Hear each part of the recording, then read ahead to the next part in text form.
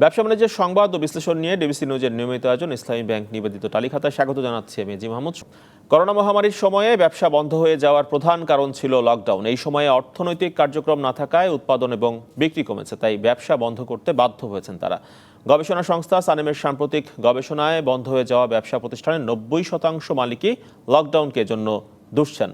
মঙ্গলবার সকালে অনলাইনে নতুন এই গবেষণা তথ্য উপস্থাপন করেছে সানেম। এতে বলা হয়েছে ভুক্তভোগী ব্যবসায়ীদের মধ্যে 4% মালিক ব্যবসা প্রতিষ্ঠান বন্ধ করে দিয়েছেন, আর 4.5% মানুষকে আগের পেশা পরিবর্তন করতে বাধ্য করেছে করোনা মহামারী। বেশ কটি জেলায় পরিচালিত জরিপে উঠে এসেছে করোনা প্রকোপে 70% মানুষের আয় কমেছে। এ সময় 40% মানুষ ধার করে জীবন ধারণ করেছেন, আর একই পরিমাণ মানুষ আগের সঞ্চয় ভাঙতে বাধ্য হয়েছেন। করোনার প্রভাব মোকাবেলায় সরকারের নেওয়া বিভিন্ন কার্যক্রমের সুবিধাভোগীদের মধ্যে প্রায় 69%ই নতুন, আর বাকি 31% মানুষ আগে থেকেই সামাজিক নিরাপত্তা কর্মসূচির সুবিধা পাচ্ছিলেন। স্বল্পতা কারণে তারা পাচ্ছিল কিনা, তাতে কত শতাংশ আবার স্কুলে ওভারঅল যে ওয়েজ এমপ্লয়মেন্ট এবং অন্যান্য জায়গায় যে ইম্প্যাক্টটা পড়েছে আমরা দেখেছি অ্যারাউন্ড 70% মতো তাদের ওয়েজ এমপ্লয়মেন্ট যেটা রিডিউস করেছে এবং 95% প্রফেশন চেঞ্জ করেছে। তো এই জায়গাটা কিন্তু আসলে অ্যালার্মিং। সানেমের অনলাইন সেমিনার চলছে আমরা এখনো সরাসরি চলে যাচ্ছি সেখানে। আমাদের জন্য একটা স্ট্রাগল, সকলের জন্যই স্ট্রাগল। সো আমরা সেক্ষেত্রে হয়তো একদম কমিউনিটি লেভেলে গিয়ে ইন্টারভেনশন দেওয়ার চেষ্টা করছি, কিন্তু সেটাও দেখা যায় যে নেটওয়ার্কের আওতায় আসলে এই যে ডিজিটাল গ্যাপটা যদি আমরা মিট করতে পারি কোনোভাবে, এবং সেটা শুধু প্লেন ল্যান্ডে না, হিল ট্র্যাক্টসেও, তাহলে পরে কিন্তু এই যে পিছিয়ে পড়া জনগোষ্ঠী যাদেরকে আমরা বলছি সকলকেই আমরা নিয়ে আসতে পারি। তো এটা একটা বলতে চেয়েছিলাম। আরেকটা বিষয় আমি বলতে চাই যে খুব সুন্দর একটা স্টাডি শুনেছি, আমরা দেখেছি এবং ফাইন্ডিংস গুলো জানতে পারলাম। একটা জিনিস হয়তো আপনারা পেয়েছেন, বাট সেটা হয়তো সেভাবে ফাইন্ডিংসে শেয়ার করার সময় আসেনি, যে প্রতিবন্ধী ব্যক্তি যাদের কথা আমরা বলছি সবসময়ই দেখি যে আমাদের পার্সেন্টেজেও দেখি যে বাংলাদেশে কিন্তু প্রতিবন্ধী ব্যক্তির পার্সেন্টেজের ব্যাপারটাও আসলে এক একটা স্টাডিতে এক এক রকম করে চলে আসে, বাট 7 to 10% হয়তো অ্যাভারেজে ধরা হয়। সংখ্যায় যদি দেখতে হলে এই সংখ্যাটা কিন্তু হিউজ, এবং তাদের মধ্যে ইউথ একটা অনেক বড় পার্সেন্টেজ। তো এই গ্রুপটা প্রতিবন্ধী তরুণ যারা, তারা কিন্তু আমাদের অপ্রতিবন্ধী তরুণ যারা তাদের থেকে অনেকটাই বেশি পিছিয়ে পড়ে এবং তাদের মধ্যেও নির্ভর করছে তার প্রতিবন্ধিতার ধরনটা কিরকম।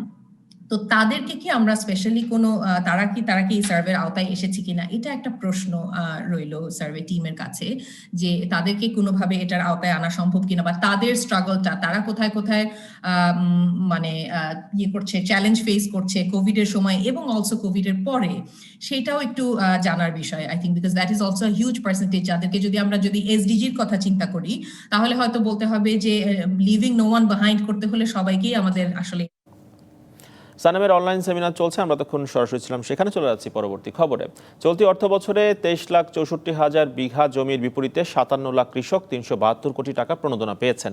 কৃষি পুনর্বাসন খাতে চলতি অর্থ বছরের বরাদ্দের পুরো অর্থ 8 মাসেই বিতরণ শেষ হয়েছে বলে কৃষি মন্ত্রণালয় থেকে জানানো হয়েছে। এই বছর কৃষি পুনর্বাসন খাতে বরাদ্দ ছিল 300 কোটি টাকা, পরে আরও 72 কোটি টাকা বাড়ানো হয়। এর সবটাই বিতরণ করা হয়েছে মহামারী করোনা মোকাবেলা এবং বন্যায় ক্ষয়ক্ষতি পুষিয়ে নিতে এবং উৎপাদন বৃদ্ধির লক্ষ্যে এই প্রণোদনা দেওয়া হয়েছে। প্রণোদনার আওতায় রয়েছে বীজ, চারা, সারসহ বিভিন্ন কৃষি উপকরণ এবং আনুষঙ্গিক সহায়তা। কৃষি পুনর্বাসন সহায়তা খাতের বরাদ্দ থেকে এই প্রণোদনা দেওয়া হয়েছে। 372 কোটি টাকার মধ্যে মহামারী এবং বন্যায় ক্ষতি কমাতে 112 কোটি টাকা, রবি মৌসুমে মাসকলাই, সূর্যমুখী, সরিষা, ভুট্টা উৎপাদন বাড়াতে 90 কোটি টাকা, বোরোর আবাদ এবং উৎপাদন বাড়াতে বিনামূল্যে বীজ সহায়তা বাবদ 136 কোটি টাকা দেওয়া হয়। এছাড়াও পেঁয়াজের উৎপাদন বাড়াতে 25 কোটি টাকা এবং 61 জেলায় হাইব্রিড বোরো ধান চাষের জন্য 9 কোটি টাকার প্রণোদনা বিতরণ করা হয়েছে।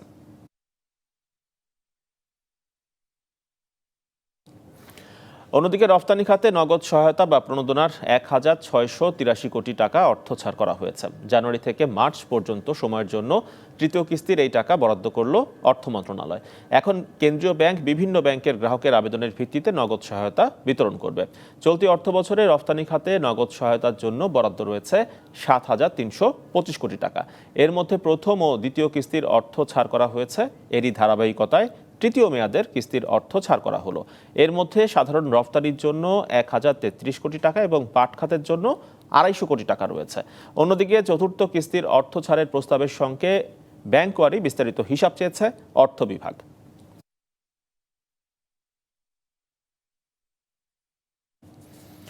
আগামী বাজেটে পুঁজিবাজারে তালিকাভুক্ত এবং অতালিকাভুক্ত কোম্পানির করের পার্থক্য বাড়িয়ে 15% করার প্রস্তাব দিয়েছে Bangladesh securities and exchange commission. Commission মনে করছে এই প্রস্তাব বাস্তবায়ন হলে মুনাফায় থাকা ভালো কোম্পানিগুলো পুঁজিবাজারে তালিকাভুক্ত হওয়ার জন্য আগ্রহ বাড়বে। বাজারে বিনিয়োগকারীদের অংশগ্রহণ বাড়াতে মিউচুয়াল ফান্ড, ইসলামী বন্ড, সুকুকের লভ্যাংশে কর অব্যাহতি দেওয়ারও সুপারিশ রয়েছে। ট্যাক্সের যে ব্র্যাকেটটা 7.5%-এর জায়গায় 15% করার জন্য, যাতে লিস্টেড আনলিস্টেডে ভালো ভালো কোম্পানি যাদের টাকার প্রয়োজন নাই তারা ফিসক্যাল বেনিফিট পেলে যাতে আসে। আর একটা হচ্ছে বন্ড, সুকুক, এগুলো যাতে ট্যাক্স এক্সাম্পশন সুবিধাটা কিছুদিনের জন্য পায়, যাতে এটাকে একটু পপুলার করতে পারি। কর সুবিধা বাড়লে কি লাভ শেয়ার বাজারে, সেই বিষয় নিয়ে আলাপে আমাদের সঙ্গে এই মুহূর্তে যুক্ত হচ্ছেন ডিএসসি ব্রোকার্স অ্যাসোসিয়েশনের সাবেক সভাপতি মোস্তাক আহমেদ সাদেক। মোস্তাক আহমেদ সাদেক, দেখতে পাচ্ছি বড় পর্দায়, আপনাকে স্বাগত। তালিকাতে আপনি নিশ্চয়ই শুনছিলেন কমিশন চেয়ারম্যানের বক্তব্য। তিনি যেটি বলছেন যে আগামী বাজেটের জন্যই প্রস্তাবনা থাকবে।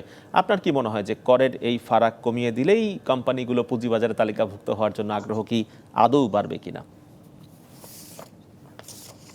জি, আমাদের এই পুঁজিবাজারের এটা কিন্তু কয়েক বছর থেকে এই দাবিটা হয়ে আসতেছে যে there should be a big gap, in at least 15% gap থাকা উচিত in between listed and non লিস্টেডের মধ্যে।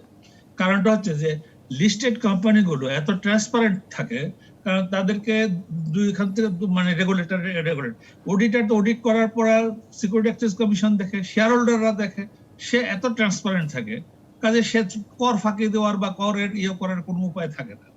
সেই জন্য সব জায়গায় কর্পোরেট ট্যাক্স যদি আপনার লিস্টেড কোম্পানি আর এবং নন লিস্টেডের গ্যাপ না করেন, তাহলে কেউই তো ইন্টারেস্টেড হবে না লিস্টেড হইতে। কারণ লিস্টেডের একটা বেনিফিট অন্তত দিতে হবে তাকে, যে কর্পোরেট যারা লিস্টেড হয়েছে, যারা নন লিস্টেড হয়েছে তাদের থেকে তারা অন্তত 15%, তারা ডিভিডেন্ড দিতে হচ্ছে, তাদের মানে শেয়ার হোল্ডারদেরকে মেনটেন করতে হচ্ছে, তারা সিকিউরিটি এক্সচেঞ্জের সমস্ত রুলস রেগুলেশন মেনে নিতে হচ্ছে, ঢাকা স্টক এক্সচেঞ্জের লিস্টিং রুলস মানতে হচ্ছে। অল দিস থিংস মেনে তারা চলতেছে। নন লিস্টেডদের তো তাদের কোনো বালাই নাই, তাদেরকে কেউ দেখান নাই।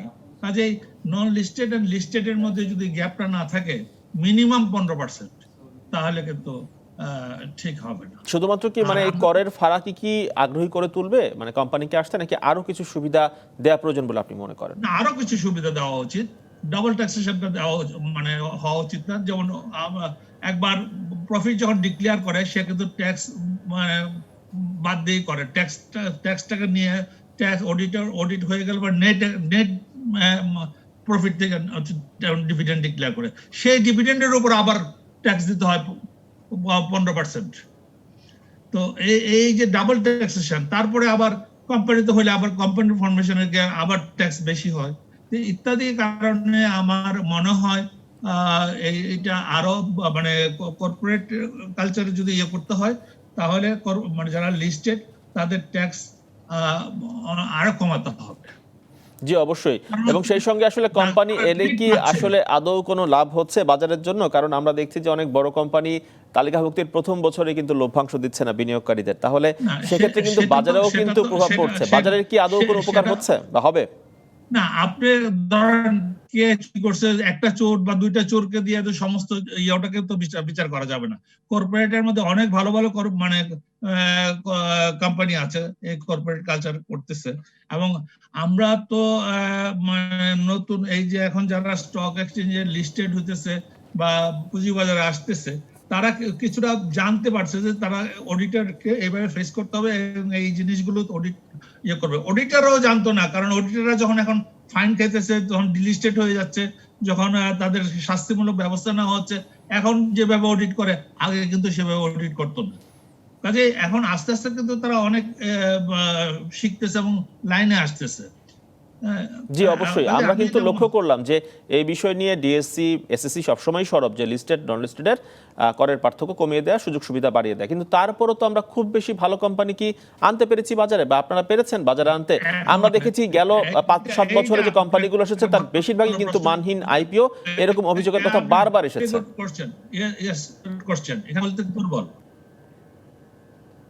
বুঝতে পারলাম না কিন্তু। গেল 5-7 বছরে যে কোম্পানিগুলো মার্কেটে এই লিস্টেড হয়েছে তার আমাদের বেশিরভাগই তরফ থেকে মানহীন marketing- বলে এরকম অভিযোগ পাওয়া যায়। ভালো কোম্পানি তারপরেও কেন মার্কেটে বেশি বেশি আসে না? না যাদের এটা সত্য কথা, মানে যে এখানে এত বড় বড় গ্রুপ আছে, তাদের একটা কোম্পানি লিস্টেড না, এবং তাদেরকে যদি ধরা হয় তারা ওভার রেগুলেশন বলে, যে ওভার রেগুলেশন, এত কিছু ব্যান্ডিংস এর মধ্যে যেতে না, আমরা তো আছি, ভালো তো আছি, এই সেই। কিন্তু এটা হলো মানুষের মানসিকতার ব্যাপার। আর লিস্টেড হইলে পরে মানে যে কত সুবিধাটা কি হচ্ছে, যে আপনার ফ্যামিলিতে একটা কোনো প্রবলেম হয়ে গেলে যে ইচ্ছা করলে কোম্পানিটাকে ভাগ করে নেওয়া যায় না, ইচ্ছা করলে আপনি যা ইচ্ছা তা করতে, এই যে অনেকগুলো সুবিধা আছে। আবার নন লিস্টেড থাকলে ট্যাক্স ফাঁকি দেওয়া যায়, এটা করা যায়, ওটা করা যায়, বহু কিছু করা যায়, এই জন্য তারা থাকতে চায়। জি, হ্যাঁ, মোস্তাক আহমেদ সাদেক, মানে এইগুলো সবশেষ যে বিষয়টি জানতে চাই আপনার কাছ থেকে, যে মার্কেট ট্রেন্ড সম্পর্কে আমরা দেখলাম যে গতকালকে গেল 7 মাসের মধ্যে সবচেয়ে কম লেনদেন হয়েছে ঢাকার পুঁজিবাজারে। বছরের শুরুতে আমরা পুঁজিবাজারে যেই আশার আলো দেখেছিলাম, আশার সঞ্চার হয়েছিল, সেই গতিতে খানিকটা ভাটা পড়লো। কেন এমনটা হচ্ছে এই মুহূর্তে এসে? আপনার সঙ্গে আমি একদম একমত। কোনো রকমের আপনার সঙ্গে দ্বিমত করতে না। বিনিয়োগকারীরা মন ভেঙে গেছে। বিনিয়োগকারীরা যে আশা ভরসা নিয়ে এই নতুন কমিশনের আশ্বাসের উপর ফিরে আসছিল, অনেক বিনিয়োগ করেছিল, সে বিনিয়োগ তুলে দিচ্ছে কেউ কেউ। এবং দেখেন, একটা তহবিল গঠন করার জন্য মাননীয় প্রধানমন্ত্রী বহুদিন ধরে বলে আসছেন, কিন্তু অদ্যাবধি অনেকগুলি ব্যাংক টাকা নিয়ে বসে আছেন। হ্যাঁ, কত লক্ষ কোটি টাকা নিয়ে বসে আছে, ইনভেস্ট করতে পারতেছে না, অথচ তারা পুঁজিবাজারে বিনিয়োগ করতেছে না। আর যেইটুকু বিনিয়োগ করতেছে, যখন একটু প্রফিট দেখে তখনই তারা বাজারে সেল প্রেসার দেয়, মানে এই করতেছে। এবং একটা জিনিস দেখেন, এই যে মার্জিন লোন দিয়ে কি বিস্ফোরা হয়েছে দেখেন, বাজারটা যে একটু পড়ে গেছে, সবাই মার্জিন কল করছে, বাজারে আরো প্রেসার পড়ছে। এইগুলোর ব্যাপারে একটু দেখাশোনা করার দরকার জি, আছে। অবশ্যই মোস্তাক আহমেদ সাদেক, অসংখ্য ধন্যবাদ যুক্ত হওয়ার জন্য এবং তালিকাতায় আজকে আমাদেরকে সময় দেওয়ার জন্য আবারও ধন্যবাদ আপনাকে মোস্তাক আহমেদ সাদেক। দর্শক, আমাদের সঙ্গে যুক্ত ছিলেন ডিএসসি ব্রোকার্স অ্যাসোসিয়েশনের সাবেক সভাপতি মোস্তাক আহমেদ সাদেক। তিনি আলাপ করছিলেন আজকে আমাদের যে কর্পোরেট করের পার্থক্য যদি করে দেওয়া যায়, তাহলে সেক্ষেত্রে আসলে মার্কেটে কোম্পানির সংখ্যা বাড়বে কিনা। আজকের বাজারের অবস্থা দেখবো। আজকে সপ্তাহের দ্বিতীয় কার্যদিবস, লেনদেন চলছে ঢাকার পুঁজিবাজারে। সকাল থেকেই দেখছিলাম যে নেতিবাচক প্রবণতার মধ্য দিয়ে লেনদেন চলছে। গতকালকে কিন্তু 90 পয়েন্টের মতো কমেছিল ঢাকার পুঁজিবাজারে, আজকে 30 পয়েন্টের মতো কমে গিয়েছে এখনো পর্যন্ত। ডিএসসি যে প্রধান সূচক, সেটি এই মুহূর্তে অবস্থান করছে 5354 পয়েন্টে। ডিএসসি এস সূচকটি দেখতে পাচ্ছি এই মুহূর্তে সরিয়া সূচক 8 পয়েন্টের বেশি কমেছে, অবস্থান করছে 1213 পয়েন্টে।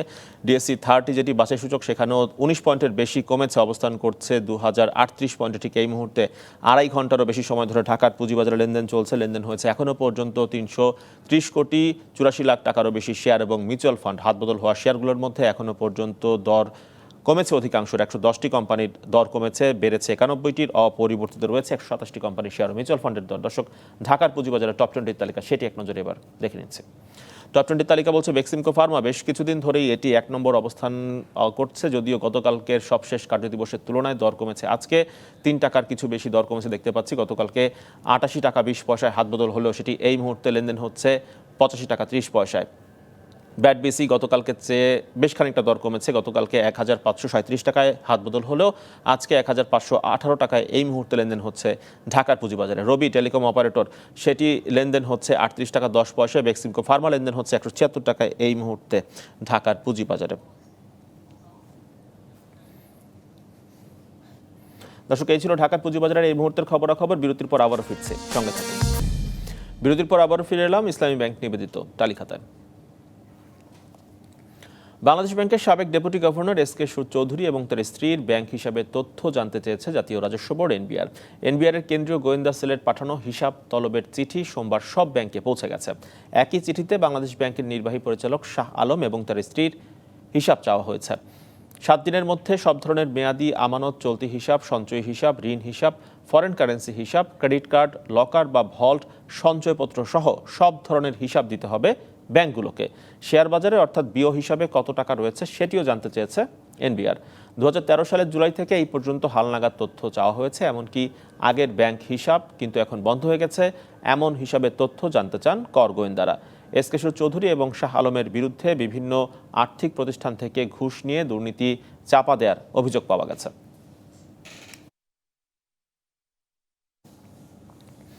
Bangladesh China chamber of commerce and ইন্ডাস্ট্রিজের পরিচালনা পর্ষদের সদস্য নির্বাচিত হয়েছেন গণতান্ত্রিক কঙ্গো প্রজাতন্ত্রের বাংলাদেশ কনসুলেটের অনারারি কনসাল এবং টপ অব মাইন্ডের সিইও জিয়াউদ্দিন আদিল। বিশিষ্ট ব্যবসায়ী এবং মিডিয়া ব্যক্তিত্ব Ziauddin Adil top of mind ছাড়াও public relations agency mustard PR এর প্রতিষ্ঠাতা এবং প্রধান নির্বাহী কর্মকর্তা। পিআর অ্যান্ড কর্পোরেট কমিউনিকেশনস ইন্ডাস্ট্রিতে বিশেষ অবদান রাখায় 2019 সালে তাকে পার্সন অব দ্য ইয়ার অ্যাওয়ার্ডে ভূষিত করে সিঙ্গাপুর ভিত্তিক নিউজ এজেন্সি এশিয়া ওয়ান। এবার দেশের বাইরের অর্থ বাণিজ্যের খবর। করোনা মহামারীতে ক্ষতিগ্রস্ত মিশরের পর্যটনকে চাঙ্গা করতে এবার 200 কোটি মিশরীয় পাউন্ড বরাদ্দ দিয়েছে দেশটির কেন্দ্রীয় ব্যাংক, যার আর্থিক মূল্য প্রায় 13 কোটি ডলার। এই পরিকল্পনার অংশ হিসাবে প্রথম মেয়াদে ছাড় হবে 100 কোটি মিশরীয় পাউন্ড বা 6 কোটি 40 লাখ ডলার। এর মাধ্যমে পর্যটন চাঙ্গা করার পরিকল্পনার আওতায় হোটেল, মোটেল এবং পরিবহন সংস্থাগুলোকে স্থানান্তর এবং নবায়ন করা হবে। তবে নির্মাণাধীন পর্যটন অবকাঠামো পরিবহন সংস্থাগুলো এই সুবিধা পাবে না। এছাড়া যেসব প্রতিষ্ঠানের বিরুদ্ধে অতীতে ঋণখেলাপির অভিযোগ প্রমাণিত হয়েছে তারাও এই অর্থ সহায়তা থেকে বঞ্চিত হবে বলে জানিয়েছে দেশটির কেন্দ্রীয় ব্যাংক। সিদ্ধান্ত অনুযায়ী 8% সুদে ব্যাংকগুলোকে মিশরীয় পাউন্ড সরবরাহ করা হবে। ব্যবসা বাণিজ্যের সংবাদ এই ছিল এখনকার মতো। সঙ্গে থাকুন 24 ঘন্টা।